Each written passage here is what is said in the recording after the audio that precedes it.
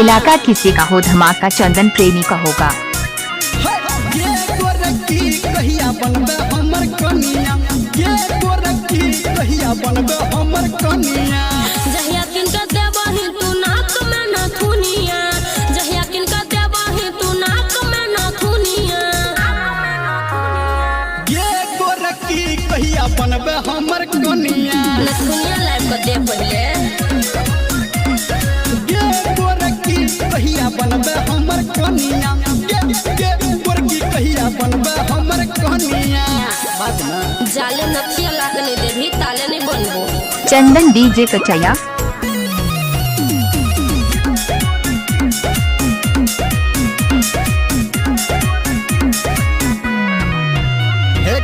कहिया तू रखबे मन हमर, अच्छा एक टच तू ही पसंद हमर।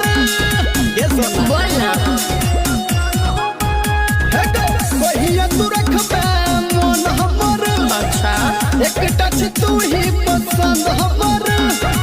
पहले हमर सब शौक पूरा दे, तबे तू बनबे सजन हमर।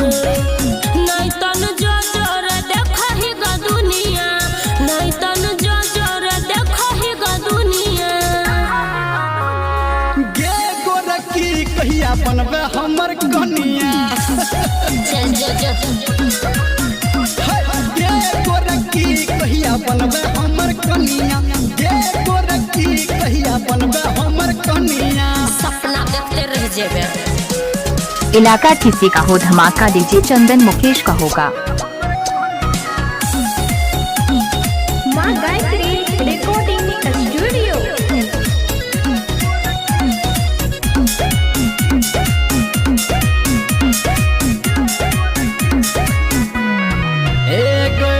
कहिया तू रखबे साथ हमर, बकरल गोरखी हाथ हमर।